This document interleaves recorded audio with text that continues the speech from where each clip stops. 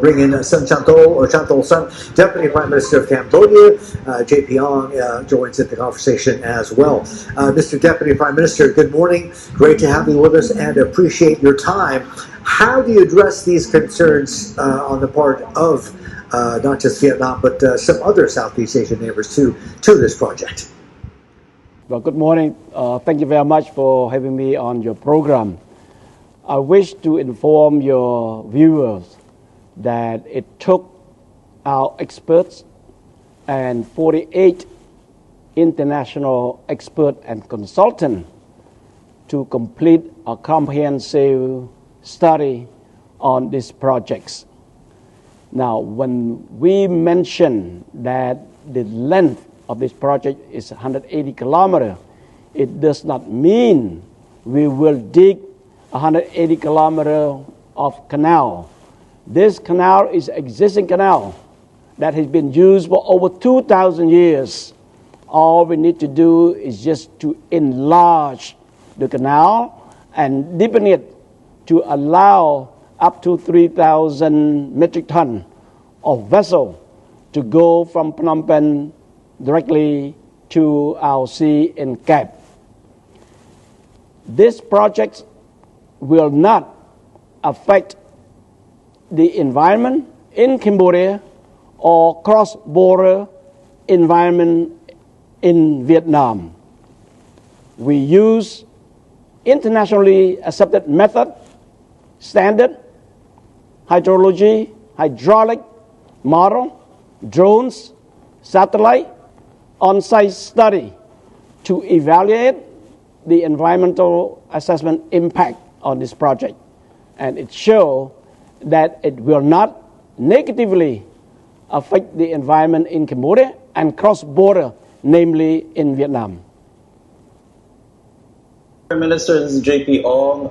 Good to speak to you again. I think one of the big concerns really with regards to the canal is that there's going to be a lot of water diverted from the Mekong River into, as the canal is actually improved or widened. And this could actually affect the water flow into the southern part of Vietnam, where a lot of rice is grown, not just for that country, but for the rest of Southeast Asia. Can you talk to us about how much water will be affected, actually, if the canal is wider or improved, as you were saying, sir? JP, this is an unfounded allegation or concern. Let me tell you the exact numbers. Today, 8,000 cubic meters per second of daily water flow to the sea from the Mekong River. The canal project will discharge only 3.6 cubic meter per second. So I'm talking about 0.06%. So negligible compared to the daily flow of the Mekong River to the sea. The other concern, of course, Deputy Prime Minister, is that because of the size of the canal, the fact that it's going to be managed and financed by the China Road and Bridge Cooperative, is that many raise concerns that this could also be used as a conduit for Chinese military vessels to go through the canal as well and enter the Gulf of Thailand and even access the broader South China Sea. Can you talk to us about these concerns and whether or not this is a possibility, given it will be managed by a Chinese cooperative, that is? Talk to us about this, sir.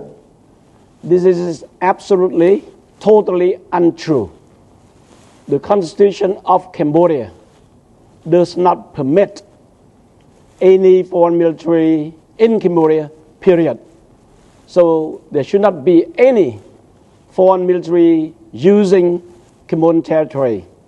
So I don't understand why Cambodia need Chinese military in Cambodia.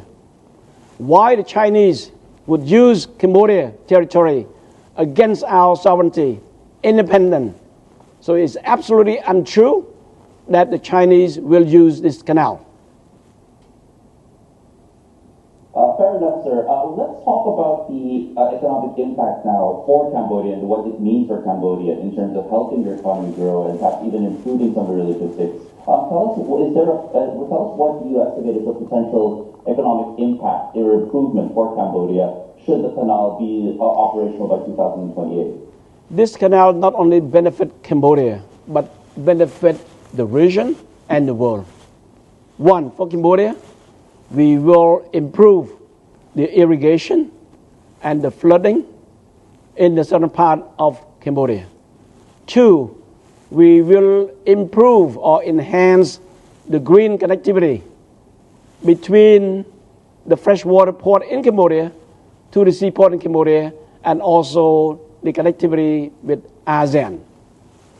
Three, the distance of the shipping route between the freshwater port in Phnom Penh to the deep sea port in Cap is 200 kilometers less than the current shipping route through Vietnam.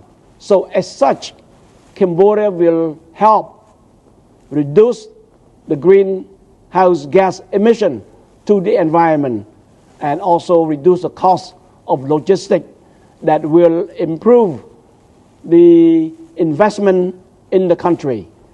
The study indicated that the economic internal rate of return for this project is between 21 and 30%. That is high for any project that generate this kind of return. The livelihood of 1.6 million Cambodians that live along the canal will improve with the better irrigation and supply of freshwater fish.